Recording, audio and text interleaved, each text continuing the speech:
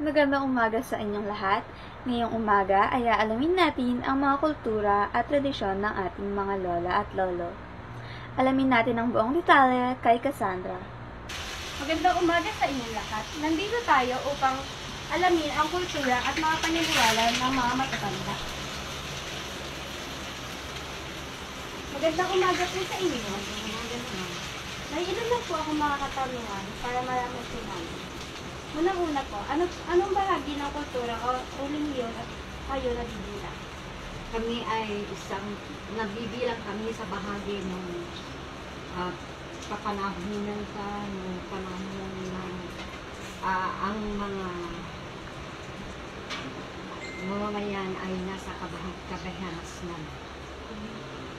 Salamat po. Pangalawa po, ano po ang mga pamahiin sa inyong pamilya o komunidad na iyong sinusunod? Mga pamahiin ng aking tradisyon una sa lahat ay ang pagmano sa mga nakakatanda at pagbigay galang gaya ng mga po at hindi nag-uuwi lalo na sa panahon na sa tamang oras na nasa loob ng tahanan, lalo na pagdating sa kainan ay sabay-sabay na kumakain sa hapagkainan ng buong tahanan.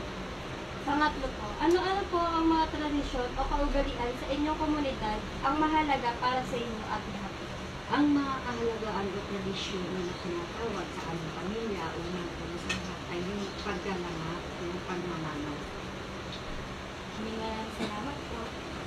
Salamat din.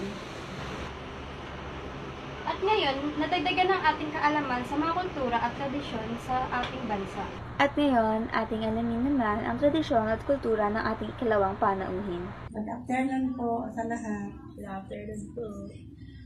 May question po ako para sa inyo.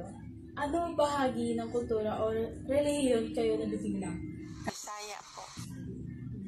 Ano po ang mga pamahiin sa inyong pamilya o komunidad na inyong sinusunod? Bawal magwalis sa gabi, limalas. Sa iyong sabi, toro sa mga kanunuan. Katigulangan. Anong tradisyon o kaugalian sa inyong komunidad ang mahalaga para sa inyo at bakit? Ang tinuturo sa aming mga katigulangan, respeto, kung saan ka pupunta, kahit sino nakakatanda sa'yo, kailangan mano bilang respeto sa nakakatanda. Sa inyong palagay, dapat bang pahalagaan ang mga ito? Oo naman. Bilang gumagalang yan sa nakakatanda. Ano po ang inyong masasabi sa mga kabataang unti-unti nang nakakalimot sa mga tradisyon at kulturang Pilipino?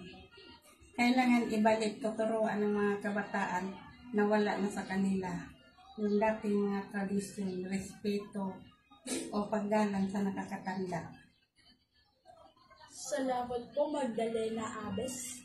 Ngayon, ating namang tatanungin ang mga estudyante tungkol dito. Pwesto, 1, 2, 1, 2, 1, 2, 3, go. Maaari niyo bang sabihin ng inyong buong pangalan? Ako nga pala si Clarice Torres. Ako naman si David Sinadia. Para sa unang katanungan, pwede niyo bang banggitin ang inyong family background? Ang lolo ko po ay Bisaya po, taga Surigao po siya. Tsaka ang lolo ko po ay Bisaya din po, taga Leyte po. And sa akin naman is, ang aking ama ay galing sa La Union and ang aking yun naman ay galing sa Pampanga. Para sa ikalawa, meron ba sa inyong pamilya nakakapagsalita ng native language? Mga kamag-anak ko po, tsaka medyo may pagkaano ako sa Bisaya. Maaari mo ba kami bigyan ng sample? Nag-count ka ba? And tsaka dili makasabot na Bisaya and tsaka nagunsa mo diha. Ang galing! Para naman sa iyo, David. Sa akin is dalawang native language, Ilocano and Kapampangan. Nakakapagsalita rin ako ng Kapampangan, actually. Maaari mo ba kami bigyan ng example? May napaba, kay kayo man, kaya ako po di sinabi at para kabalayan Pampangan. Ang galing! Para sa ikatatlong katanungan, ano ang mga practices na sinasabi ng pamilya mo na dapat mong gawin o sundin?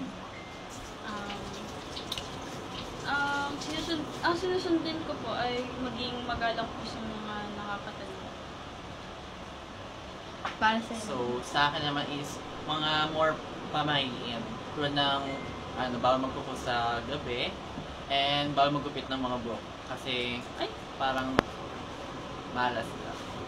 Tama. Bilang estudyante, ginagawa mo pa rin ba ang mga ito? Yes. Kasi, parang nakasanayan ko na siyang gawin and parang tradisyon na siya sa pamilya namin na sundin niya.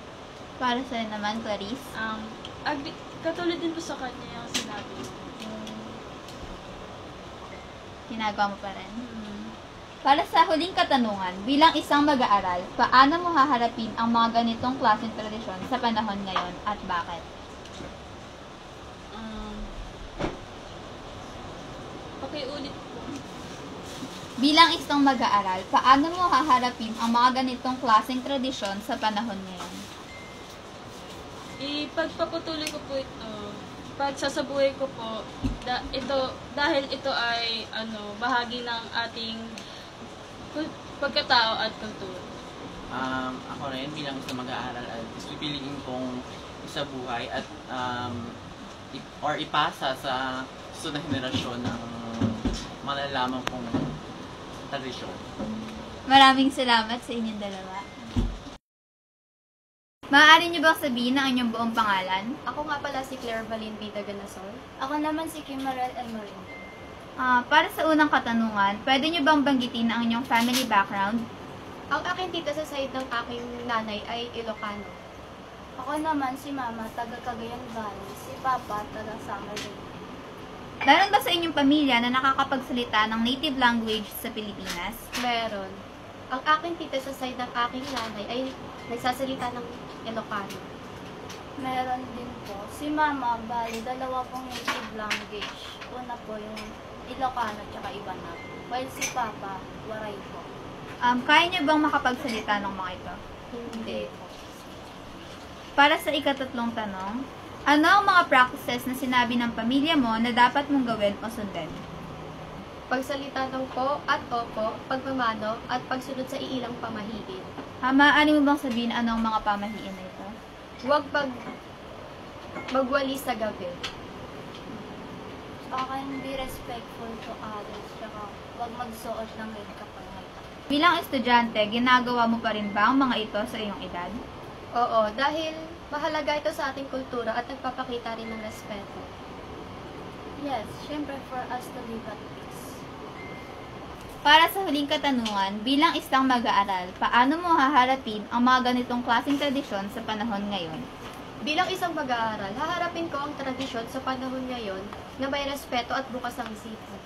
Haharapin ko ang ganitong klaseng tradisyon sa pamamagitan ng pag-unawa, pagrespeto at kritikal na pag-iisip. Maraming salamat sa inyo.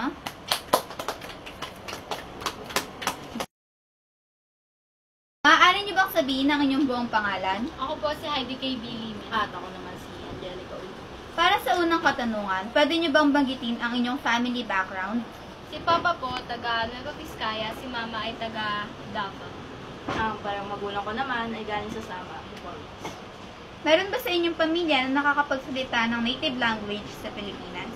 Si Papa po, nakakapagsalita po siya ng Ilocano. Si Mama ay nakakapagsalita po ng Bisaya. At parehong magulang ko naman ay nakakapagsalita ng Waray. At ang lola at lolo ko, both sides. Kaya niyo bang magsalita o makaintindi ng mga ito? Hindi gaano. Para sa ikatlong katanungan, ano ang mga practices na sinasabi ng pamilya mo na dapat mong gawin o sundin? Pagsasabi ng po at opo at pagmamano. Tulad ng sinabi niya, ang pagbubo at opo, at pagmamano tuwing alis at uwi ng bahay, at mga ilang pamahiin na dapat sundin at hindi dapat sundin. Maaari mo bang sabihin anong mga iyon? Yung mga hindi dapat sundin na pamahiin na sinabi sa akin na aking mga magulang ay yung paglalakad ng paluhod at yung paggugupit ng kuko. Para naman sa ika-4 na katanungan, bilang estudyante, ginagawa mo pa rin ba ang mga ito sa iyong edad at bakit? Opo, dahil po sa generation po namin, dapat po na gumagamit pa rin po tayo ng mga pagmamano at pagsasabi ng po at opo para magbigay ng galang sa nakakatanda. Yes, ginagawa pa rin namin to upang respeto na rin dahil sa tradisyon ko ng mga nakakatanda. Kahit hindi mo pinaniniwalaan ang mga pamahiin na pinaniniwalaan nila, respeto mo na lang kasi may kanya-kanya tayong opinion sa bawat. Bilang isang mag-aaral, paano mo haharapin ang mga ganitong klaseng tradisyon sa panahon ngayon? Bilang isang mag-aaral, haharapin ko ito ng may respeto at paggalang. Bilang isang mag-aaral, aking haharapin ang mga tradisyon na dapat nating ipagpatuloy sa ating pagtanda at maging marespeto sa kapwa. Maraming salamat sa inyo. Ako po si Martin Chilo A. Reyes. Pwede niyo po bang banggitin ang inyong family background? Ang family background po ng pamilya ko, yung heritage po nila is taga-Leyte po sila. Meron po bang sa inyo nakakapagsalita ng native language sa Pilipinas? Meron po. Yung nanay ko po, saka lola ko po. Marunong po silang mag-Bisaya. May mga practices ba na naituro sa inyo ng pamilya niyo?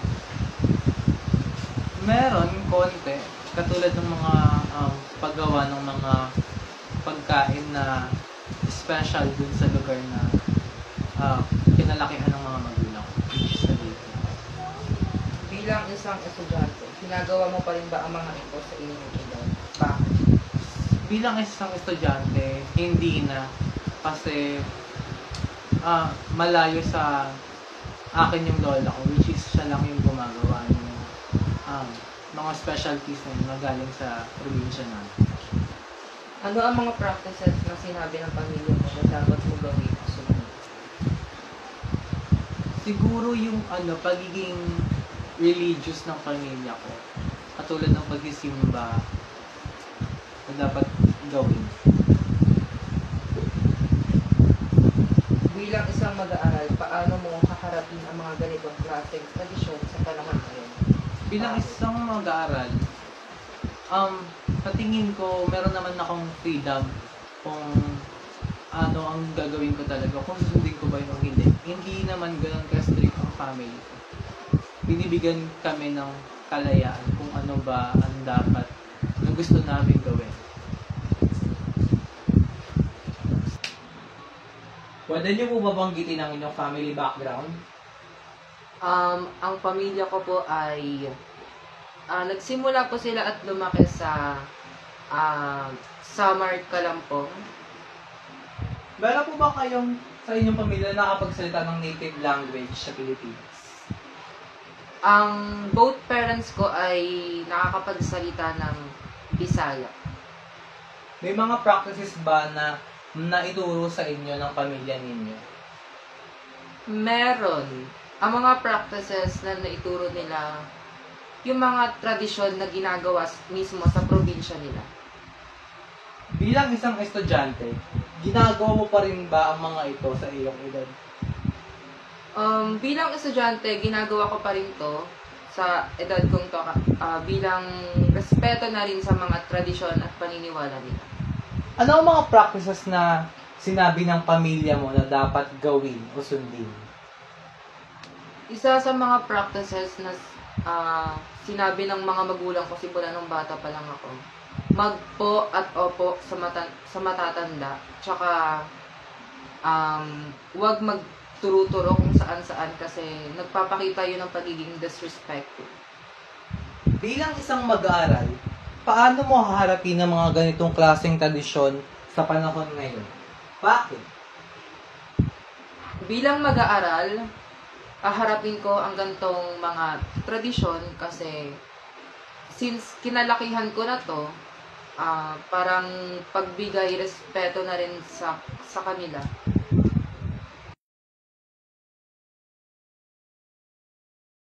Yung tipong pamilya ng nanay ko, nagsasalita po sila ng Kapampangan. Yung sa tatay ko naman, ang native language niya po ay Ilocano. Ginagawa ko pa rin ang mga ito at nagiging habit na rin po, lalo na sa mga formal na lugar.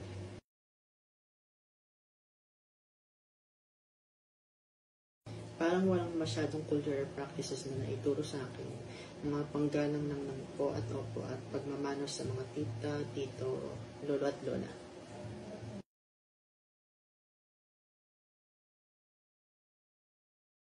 Siguro sa panahon na maraming kultura na influensya sa atin, pwede kong i-preserbahan o i-dokumento ang mga kultura ng mga ninuno ko sa internet o pwede ko din ituro sa magiging mga inapo ko sa mga susunod na taon. Mula sa mga impormasyon na nakaalam namin mula sa aming mga nakapanayam na estudyante, ay lahat sila sumusunod pa rin sa mga pamahiin at tradisyon na naipamana ng kanilang mga nakakatanda. At ngayon, dito na nagtatapos ang aming video.